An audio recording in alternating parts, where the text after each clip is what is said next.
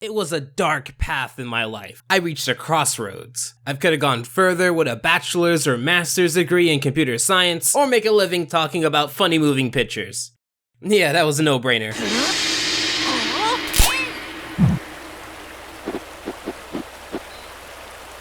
Speaking of education, Edu-macating Lucky was next on the docket for King of the Hill videos. And I have to say, I really went into this episode thinking that it was going to be more than what it was. If you don't know, this is the episode in which Peggy intentionally sabotages Lucky's chances of getting a GED, which he promised himself to accomplish before he could marry Luanne. With the premise like that, you would expect this episode to get people really mad. You would expect this episode to get me mad. But it's not as bad as it sounds, oddly enough. If anything, it's quite weird, almost like a filler episode. Morning, Peggy. Go home.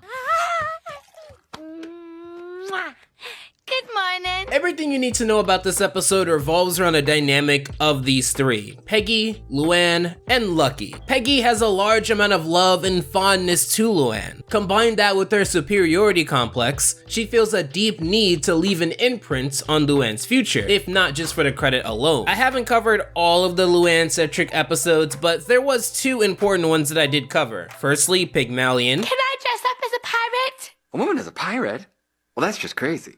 And within that episode, we'd shone a light on Luanne's crazy love life and how for a long time she's had a lot of partners outside of Lucky and Buckley. It showed that while naive, she definitely has a moral foundation and at least a tendency to go in a direction of bettering herself emotionally and in life. It's there where you can see that Peggy wants to see Luanne grow and prosper. Luanne looks up to Peggy, a lot more than Hank, but she also does look up to Hank. There's been multiple times in the series where Hank didn't really want Luanne around and they didn't see each other eye to eye. In fact, there's an episode about her moving out and finding out that roommates can also be hell. Then you have fun with Jane and Jane. Here's a little trick I use to remember my name. Okay, I think of a man named Lou, and then a woman named Anne. They meet in a kingdom in the forest. This episode shone a light on Luanne's insecurities and needing to belong to something to find her self-worth. It's not that she wanted to make jams and jellies, but given that her upbringing, it's not like it was built on self-love, which can lead into her character being the way that it is today. It's all just a byproduct of her upbringing and her environment, that she'd be so naive to join and reluctant to leave, and this makes you understand why she would be so into Lucky. Speaking of, the second dynamic here, Lucky and Luanne, is built off of a genuine attraction to each other. Whereas a lot of people in Luanne's dating life and potential dating life either wanted her for superficial reasons or to manipulate her into being something that she's not, Lucky, either out of lack of critical thinking skills or just having a good heart, or both, is pure and sees Luanne for the woman that she is. I don't think anyone within a universe outside of the Super Newsom phones would doubt that their love is genuine and that their intent is genuine. This is where we would get the third dynamic, Lucky and Peggy. It's not that Peggy wants Luanne not to be happy, it's that Peggy wants Luanne to be happy long term. And her thinking is that to be happy long term, you have to have a bright future ahead of you. And Lucky's resume doesn't exactly scream a future of health, wealth, and happiness. The man dropped out of school for smoking and still smokes up to this day within the episode. So you can see there is a struggle between love, acceptance, and security. It's not an episode where Peggy just so happens to be a jerk out of nowhere. She's a jerk justifiably. Here you go. 2 dollops of shaving cream I borrowed from you last week. Keep the baggie as interest.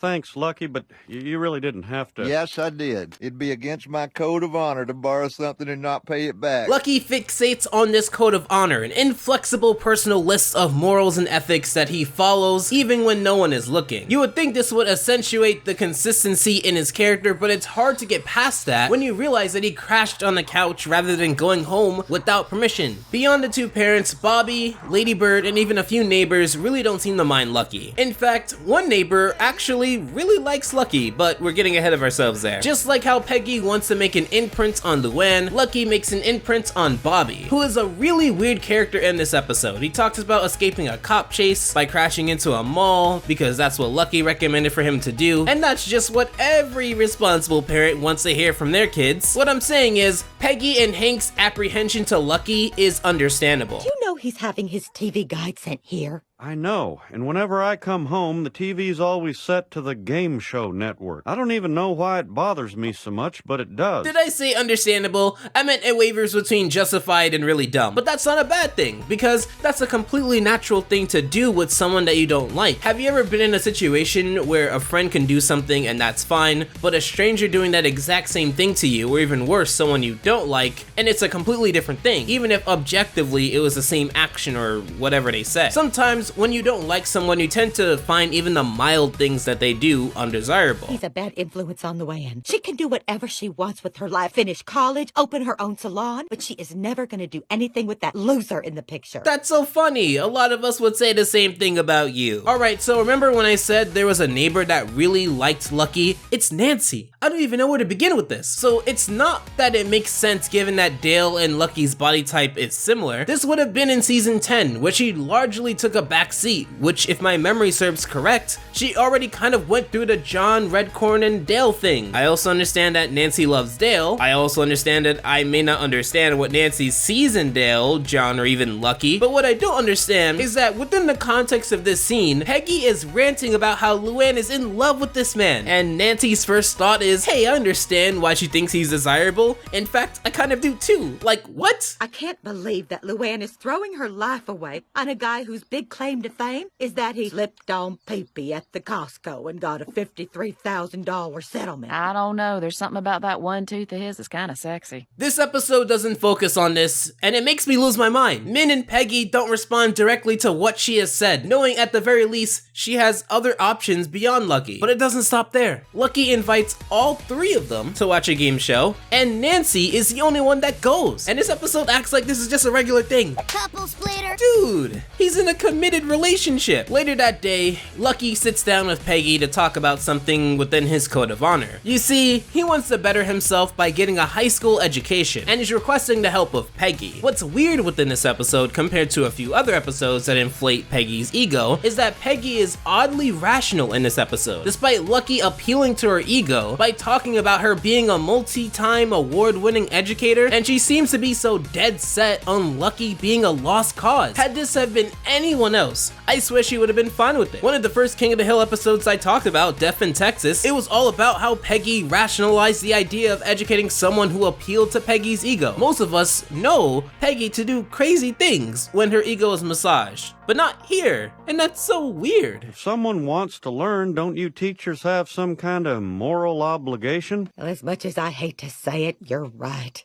As an educator, I have no choice but to help. I don't know whether to chalk this up to her listening to Hank because she likes Hank more, or this episode trying to find out exactly how they want to portray Peggy. Speaking of Hank, while he does appear in this episode quite a bit, like Bobby, it's a rather empty appearance. You've seen him in a lot of better episodes, which supports the filler episode argument I had earlier. However, given that this is season 10, we're entering an era in which the episodes became largely passable and not like great. However, putting Peggy's shaky performance here aside, the one thing that this episode did really good is it portrayed Lucky in a very engaging light. He's super consistent with this character, to the point of throwing Peggy off her game of trying to be super hard and tough on Lucky to push him to give up. It actually leads to one of the better scenes within this episode. Your homework is to read the first 50 pages, which we will discuss tomorrow. Hope it's okay with you, but I already done that. Now, I get the feeling that the river ain't just a river, like it's supposed to represent something. Let me just refresh myself. The back and forth between Lucky's well-intent and determination to succeed in getting a GED, combined with Peggy's undeserved sense of superiority and a lack of classic literature knowledge, is why this episode works. They then show a scene of Hank going to watch TV, but seeing it on the game show network and turning it off. Why was that scene necessary? Did we need to confirm that Hank actually hates the game show network? Was that a scene in which we needed so that the viewers can go, hey, I'm skeptical. I don't think Hank actually likes the game show network. I think we actually need to see a scene of him reacting to the game show network and turning it off. I don't think a singular person would have been skeptical about him. In fact, I don't think a singular person named Hank even watches the game show network. In fact, is the game show network even real? Like, I know it's a channel, but where are its headquarters? How do we know this isn't a large shadow corporation preying on the victims of the baby boomer generation via mind control? Actually, I think it's in my YouTube contract not to talk about this, so I'm just gonna move on. I love my job. However, speaking of jobs, Peggy has a plan. I bet he gets a a job before you know it. Yeah, maybe he'll get a job far away from here, like China.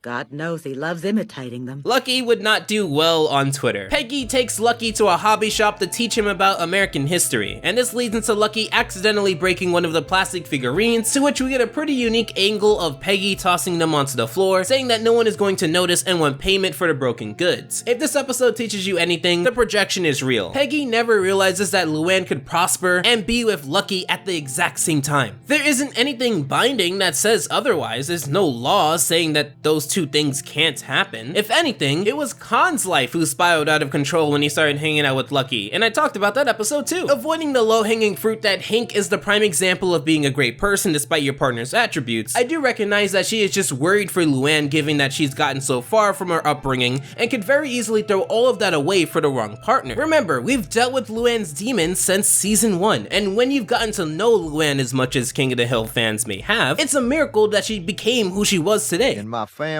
we live by a code. We don't steal, and if we make a promise, we damn well keep it. That's why I want to get my GED. Getting my high school degree is just a little personal milestone I have to pass. Once I get that, I'll be good enough. Good enough for what? Good enough to ask Luanne to marry me. Peggy goes from concerned auntie to driven to make sure that this marriage never happens. In fact, it is the intent to marry that brings out the ugly in Peggy. Even though talking to Hank, despite Hank wanting his den back from Luanne and now Lucky, he seems to understand that if Luanne is happy and understands Lucky's past, then it's really out of their hands. Luanne is an adult and responsible for her own actions, and it makes Hank look like a better person to disagree with Lucky's sentiments on things, but still support the decision for him to marry Luanne. It only accentuates the selfishness of Peggy Hill as a character to be against that. We also get a cringeworthy scene from Bobby trying to decode if his parents are talking about Divorce, crack, condoms. Don't worry about it. Peggy, in a prime example of not doing herself any favors, throws around the idea of miseducating, or should I say misedumacating Lucky, so that it is impossible for him to pass his GED, thus not being able to fulfill his promise to marry Luanne, to which Hank, knowing right from wrong, tells her that if there's anything, that's not the way to go about it. Isn't she such a nice person to be married to, Hank? It's weird, Hank. I always thought you'd be the next to get married.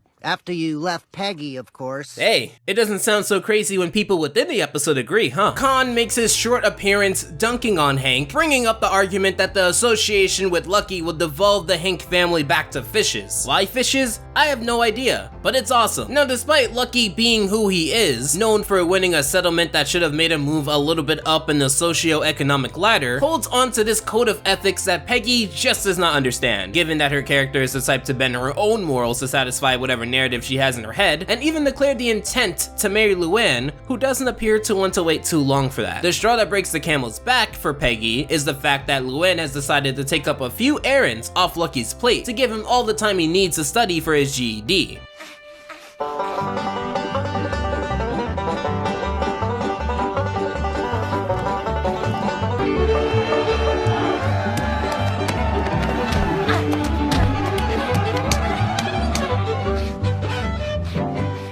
Now, am I saying that Peggy has no right to believe that based off of the lifestyle of Lucky, that Luanne might want to think twice about this decision? No, absolutely not. But what makes this episode weird is that there is no reason within this episode for you to believe that Lucky isn't anything more than someone who is willing to turn his life around just to marry Luanne. Think about it for a second. We're not talking about someone who was all talk and just saw Luanne as the flavor of the month and decided to say whatever he needed to get into Luanne's pants. We're talking about a guy who could have easily walked away from a broken figurine in a hobby shop with no one tracing it back to him, but because of his own morals and principles, he pays for it, and the one that Peggy breaks as well. He's shown himself in this episode to be a man of action, principles, and morals, who just so happens to have a different lifestyle than the one that Peggy is accustomed to. And that's really what makes King of the Hill such a great show to cover, and just so unique, because more often than not, it's a gray area and it just depends on what you personally believe and what you personally would do in the situation, and that's how you would react to the episode. However, afraid of a Lucky and Luanne future, she does the unthinkable. You know how I said the square root of 25 is 5? Yes, ma'am. It's also 6.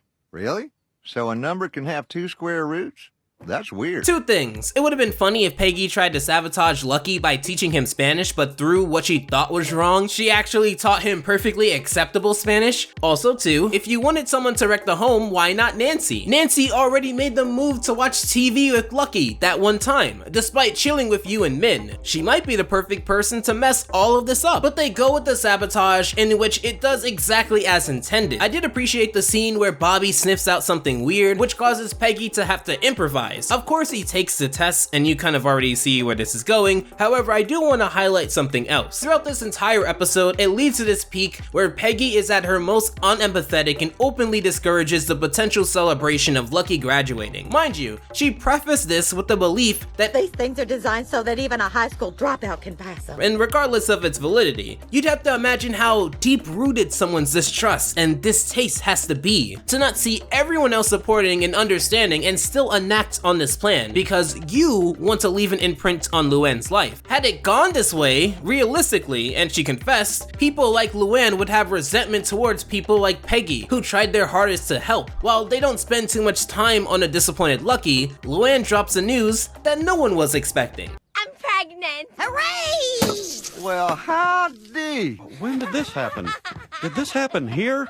It better not have happened here. Hank, I don't know how to tell you this, but it happened there. Like, it probably happened while they watched the Game Show Network too. So Luanne is overjoyed because this kickstarts them having a family, moving out and getting married. Problem is, Lucky is fine with the family, Lucky is fine with moving out, Lucky is not fine with getting married. This goes back to his code of honor, and obviously, not only does this disappoint Luanne, but this makes Lucky devastated, given that he's under the impression that Peggy did her best to educate him and he still didn't pass. Now having them both crying on Peggy's shoulders after Hank so graciously blocked the hug, and whoever's editing this, you have to put that shot in here. This is the best scene in the episode, just because of how Hank handles emotion. But this doesn't even make Peggy happy, but she is reflecting, and you have to be easy on her, because this isn't a normal thing for her to do. Look, Hank, it's gonna be hard enough for Luanne to reach her potential while caring for a baby. She does not need Lucky weighing her down too. Look, I don't think having Lucky around as a husband and father is going to hurt Luanne's chances to become an astronaut or a brain surgeon. We just need to make the best of a bad situation and help those two get married. I mean, yeah, basically. Despite being pretty spot on, but also transparent about his feelings and biases towards this situation, Hank goes back to playing a relatively minor role in this episode, venting his feelings in the alley. I do want to say that here, Hank tells Dale to shut up when Dale suggests the baby to be called Dennis in reference to the baby possibly being conceived in the den. He didn't say shut up to leaving Peggy. We'd also get to see Luanne's side, seeing that everyone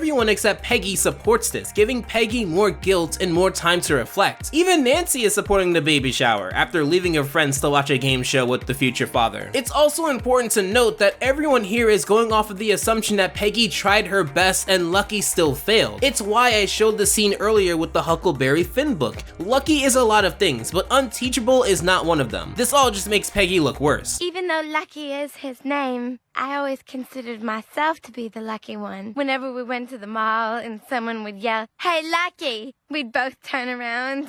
And just like Amazon's one-day shipping, Luanne comes in hot with their feelings about Lucky, giving that extra jab to Peggy and her actions because, while fans don't want to admit it, she's usually not a monster on purpose. It's usually born out of extreme ignorance, which makes her insufferable. In her head, she thought that Lucky would leave and Luanne would move on because she made the fatal error in not understanding how they both would feel as individual human beings. So while everyone else is saddened by the news that they aren't getting married, it's because they have a better understanding and potentially less bias against Lucky or towards Luanne to be able to think about the bigger picture. Happiness. I have never been thrilled with you dating my niece. I did not think you could help her reach her potential, but all I really want is for her to be happy. Now, it took an entire neighborhood being sad, an episode depicting Lucky to be a stand-up guy, the introduction of his code of ethics, and blatantly going against your passion even when the person who tried to engage with you fluffed your ego and your perceived level of skill at your profession. But Peggy comes around and even tells the truth that she intentionally sabotaged Lucky's chances of getting a GED. But get this, Lucky thinks that Peggy is not